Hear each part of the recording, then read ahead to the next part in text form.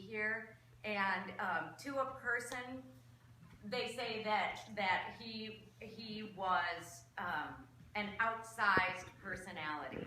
And there's somebody today, just at Irish on Grand, I mentioned that Bob had passed, and Liam knew him, and he said, oh, he was a right out there eccentric. This is Liam O'Neill. Yeah, which I think really sums it up. But I just wanted to mention that when, if ever I think back and somebody asked me about my childhood, it's certainly when you're living it, you don't realize how unusual it is. But I think in so many ways it was extremely unusual. And it was the big-hearted, open-heartedness that we had. On any given day, I didn't know how many people lived in the house. I think there was one day I talked to somebody, Bill's friend or something. I was talking to somebody at the breakfast table, and oh, where are you from? Why are you here today? Whatever. Oh, I live here. Well, all right. I just believe we had a lot of friends that slept over every night and kept all their stuff there, Right. but didn't actually. Yep, absolutely. And it was the house was dubbed the Big Top by a lot of my friends. And for those of you who are familiar with it, the play You Can't Take It With You really was our house. And this is such, to me, this is a really iconic Bob story. We did You Can't Take It With You at Park Square Theater, and Mom was Penny, and I was Alice, the straight one. So Bob was not a great actor. I think we can pretty much say that. But he loved, being in it, being a part of it. Well, in this particular play, he played a government agent. And at the end of the first act, there's a big explosion. I believe it's fireworks explode in the basement. And all the G-men come in to arrest who's ever in the house. I don't know. So in rehearsal, Bob always had his finger gun. He's come in and, what was the line? Nobody move, I think was his line. He came in. Well, one night during the performance, he comes in with his prop gun in his left hand, dropped down to his side, and his finger, nobody moved. Yeah, exactly. He had absolutely no idea. And I think Mom and I both got to collapse at that time on stage. We were supposed to be in horror, crying, but I was so thankful that I didn't have to try to keep a straight face. But he loved every single minute of it, and I think that he loved, what didn't he love in his life? His passions were so huge, and maybe they were narrow focused, a little bit, but he could get worked up about anything, and I just wanted to tell a quick story. Brad said it's okay. One time, the Wisconsin story. So Brad had gone to a Rush concert in Madison. Yeah. Was it? Yes, in Madison. He may have had some sort of illegal substance upon him at this concert, and he may have been arrested. Well, we found out that he had been arrested, but nobody in Madison claimed to have him. So we're calling from place to place, and Mom and Bob are, calling all the different precincts. Do you have Brad Murray? Do you have Brad Murray? And no, he wasn't processed into the system yet or something. And I remember Bob getting so frustrated. He said, well, do you speak English, or is this some Nazi fascist kind of organization? Was released and led home. We put yellow ribbons on the trees.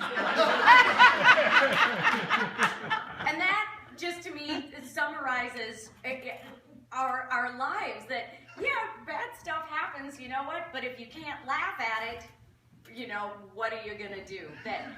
That our lives were filled with this humor, and that has come to serve all of us so much that, stuff happens. People get sick, but what are you going to do? But have a good laugh about it. And does anyone have anything else that they would like to? Yeah. Again? Yeah. Okay. So my dad usually tells me these kind of stuff in the car, and when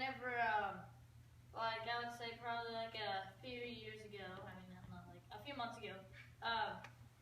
My dad like was on the phone with I don't know who, and he was like, he said on the phone when I was younger, Bob used to coach me in football, and he would be like, "Come on, guys, come on, Tom." I can hear ya. And like everybody was like, cause I usually like don't like listen like that, but like I kind of just like hear in the background.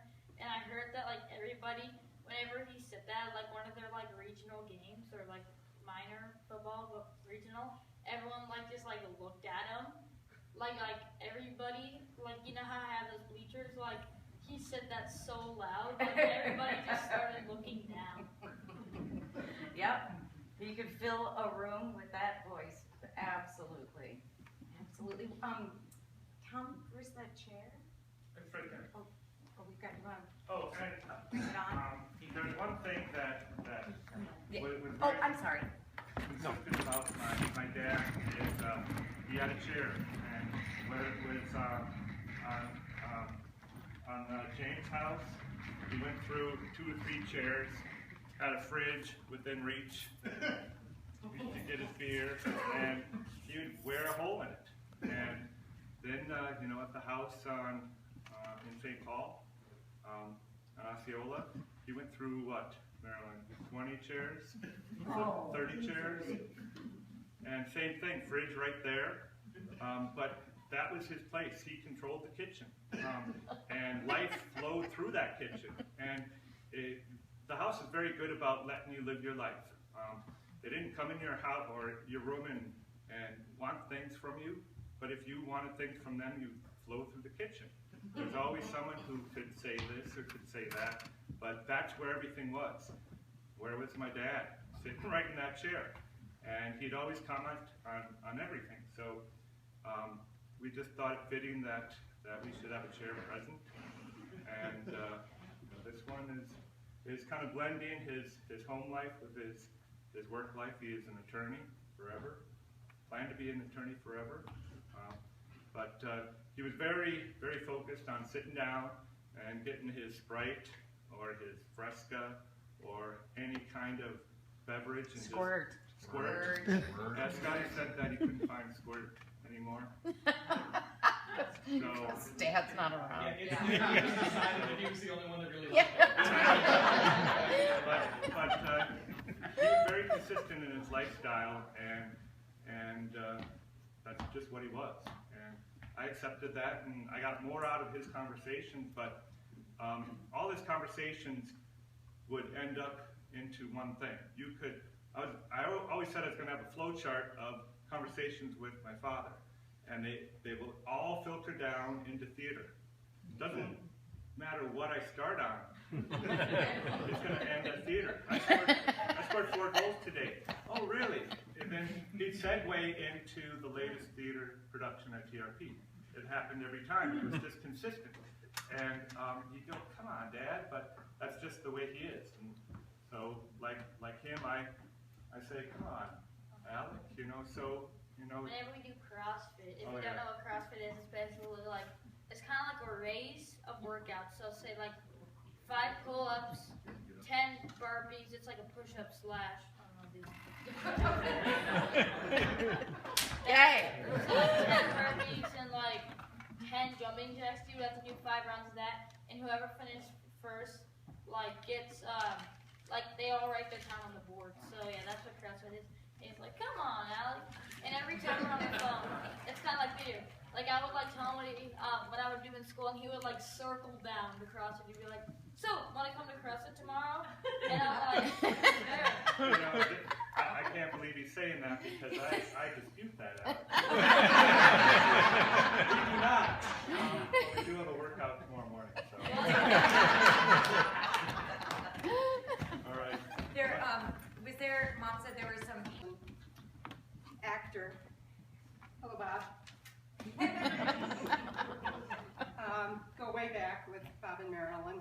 Years and years of being on stage together and partying at the house on Osceola. Even if I wasn't in a cast with Marilyn at a given time, all casts were welcome. hours and hours at Jimmy Hagg's, the old theater bar in Minneapolis. Lots of wonderful memories, but I will stick to my script here. If Marilyn is the first lady of the St. Paul stage, then Bob was one of the theater's greatest impresarios. Often referred to as a twofer, where they went, the other was always there. That was the first time I ever heard that expression. Being a twofer was with Bob and Marilyn. And I believe it was Marilyn who actually referred to them that way. And references to the two of them often became a single word. It's Bob and Marilyn. Without Bob, many of our closets would be sadly devoid of t-shirts and sweatshirts emblazoned with show titles.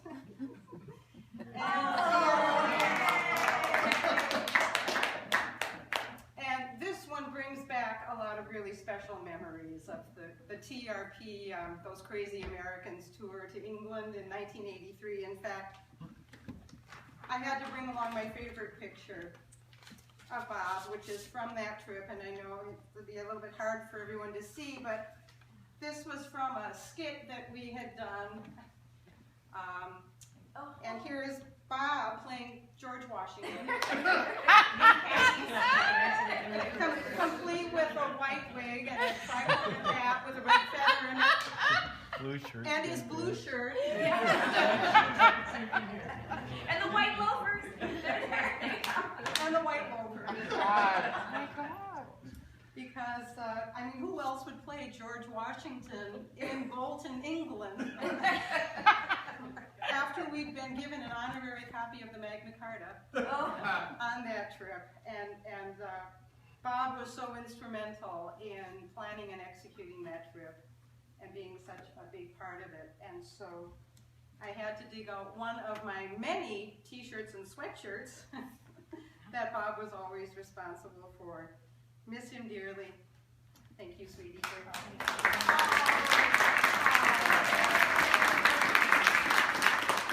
Heard a lot over his lifetime, and then oddly enough, starting at about age 5 or age 6, I knew exactly what it meant. This is a last call. Last call, everybody. You don't have to go home, but you can't stay here. I just really want to thank everybody for coming. And if we can all take a little bit of the passion that Bob had with us and the desire to learn and to see the world and to, he just eked every little bit out of life that he possibly could. And that's what I want to take from it. I want to thank you guys. Thanks, Bob. Cheers, Bob. Cheers.